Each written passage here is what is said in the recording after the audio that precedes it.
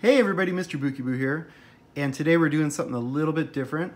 If you've been following me on Instagram, you'll know that I've been building the Ultimate Collector Series Millennium Falcon.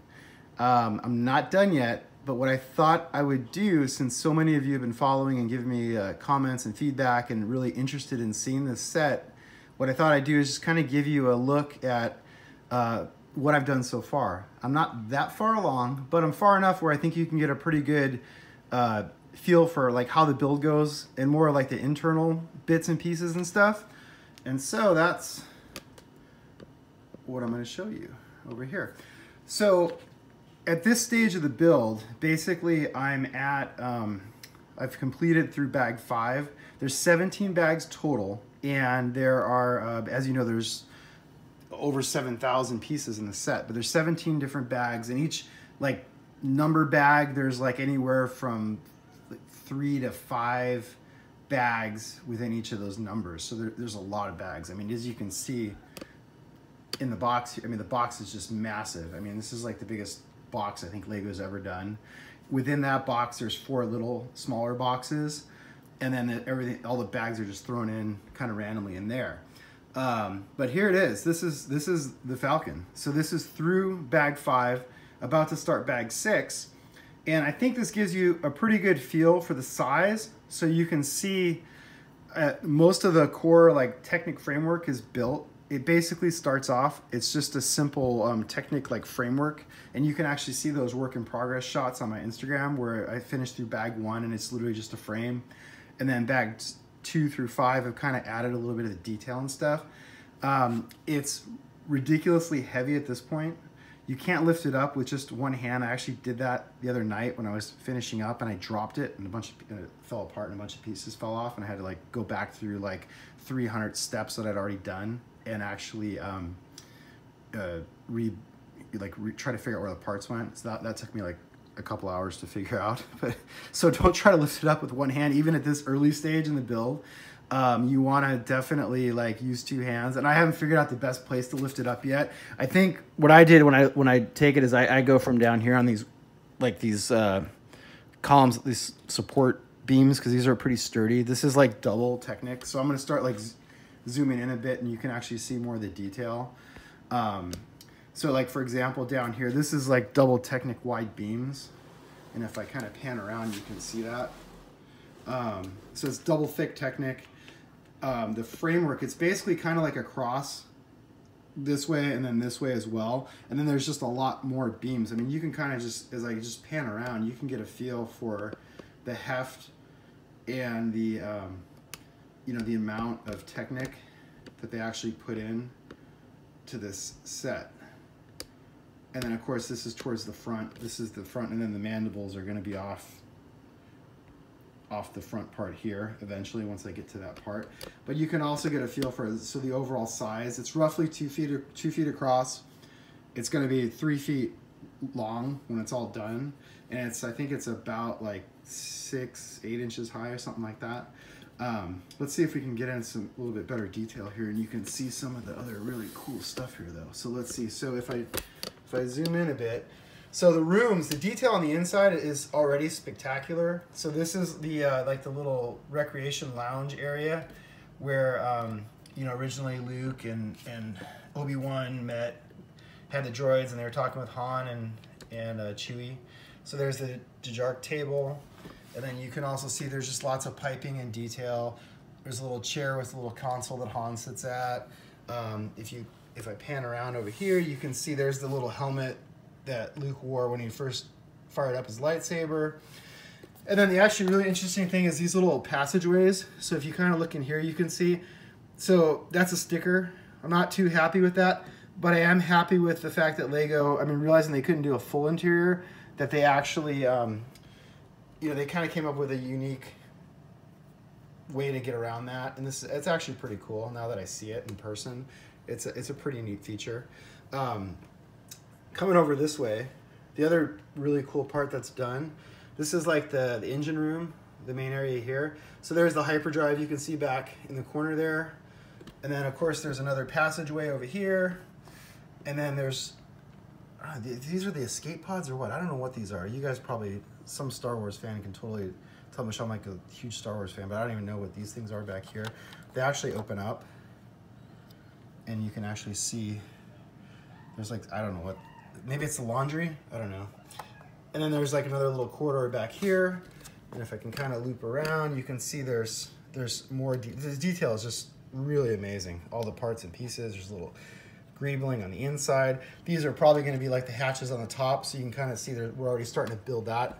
And over here as well, we're already starting to work on that. And then there's another walkway. There's a ladder, which I'm assuming this is probably going to go to the gun bays, of which there's already one of the gun turrets up here. And I'm guessing this is the top turret. I don't know if there's a bottom one, actually. I don't know about that. And then the other really cool feature over here is over here you can see right here, this is the blaster. So this hatch, there's a hatch under here somewhere. Where's the hatch? Right here. You gotta like manipulate. I gotta figure out how to manipulate it here. So it actually opens and the blaster drops down, just like in Empire Strikes Back. And then you can see it rotates. Well, you can't really see it, but you can see, actually you can see that, so it rotates around. I don't think that's finished yet. I think there's gonna be some kind of mechanism on the top here that's gonna make that work a little bit better. But you get an idea. So it kind of gives you a rough idea. And also, I apologize for the camera. So I'm doing this in my living room, not in the Lego room, because the set's so massive, I have no room for it. And I've actually never videoed something this big either. So thanks for bearing with me while I like fumble around between moving the camera and trying to move this thing around to get you like the best pictures of it. And so if we kind of turn it around, you can also see that we're starting to work on the engines in the back. Now the engines are pretty cool as far as the detailing goes. You can see it uses those blue translucent pipes, which I think are pretty cool. And then these, which are going to be like ridiculously expensive on Bricklink, I bet. If maybe, I don't know if they'll be available at not the Pick a Brick, but what's the other parts service from Lego? If those are available, I'd probably buy like a million of those, because these are going to be worth a fortune at some point, I'll tell you, because the old ones are worth a fortune. But those are like the pirate rigging parts there. Now, as far as the build goes, it's actually really interesting, because you would think, you know, something like this big would be like pretty boring and like lots of the same old. But so far, it's been pretty neat. I mean, you start off with the frame, which was boring, but then they jumped right into the legs, which, I haven't showed you the landing gear. Now, I can't pick it up, but let's see, maybe I can get like a little, let's see if I can get like an extreme underneath angle here so you can kind of see the landing gear. So here you can see the landing gear is pretty well detailed. That was like a better shot of the landing gear there. It's not retractable, but it is removable. So you could actually have this thing flying through the air. If you wanted to suspend it, I don't know. You'd need some pretty heavy duty fishing line to do that. But I guess you could suspend it, I suspect. I'm sure someone will figure that out. But as far as the build goes, so far it's pretty, you know, it's pretty interesting. Like there's a lot of technic, which is fine because it's pretty, you know, pretty straightforward stuff.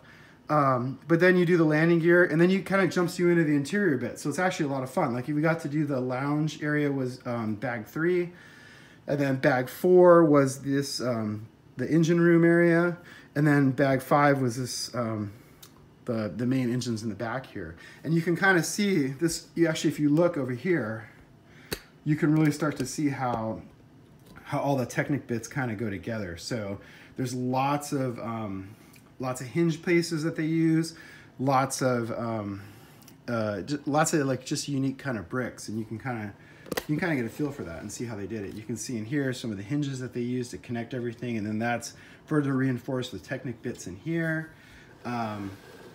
And then it's just like kind of the angles are kind of unique as well, because it's, you know, you're working with like Lego, which is basically square. There's not a lot of round pieces, but you're actually starting to make the round shape of the Falcon, which you can see really well from this shot here. You can see how it's going to be rounded and how it's going to look just like that on the box. So anyway, so I hope this kind of gives you guys an overview of the interior. I want to do another video, of course, when it's done, and then maybe if you guys like this kind of video, I'll do some more. Like every few bags, I can do another one just to kind of show you the progress and how it's going and how, you know, how it looks, because to me it's pretty fascinating to see how they did this. I couldn't even imagine how the designers like sat down and where they'd even started to like come up with this design, but I guess it's pretty much like any other Lego set, right? So yeah, so what do you guys think? Did you guys get the UCS Falcon yet? Have you been able to find it? I hear now it's going to be available at Toys R Us soon-ish. They have it like on their website, but you can't order it quite yet. I know it's been in and out of stock here in the States for like since it came out basically, but it seems like it's becoming more and more available. So I think they're finally starting to catch up with demand a little bit. But yeah, have you gotten it yet? Do you plan to get it? Where are you going to put it?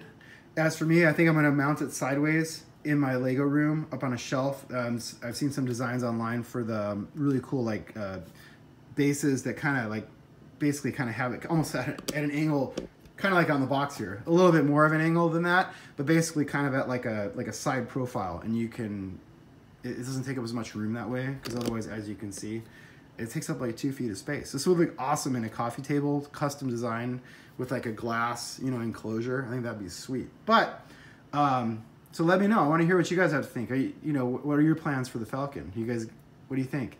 And I'll be back soon with more progress on this beast. So thanks for watching, and I will see you guys soon.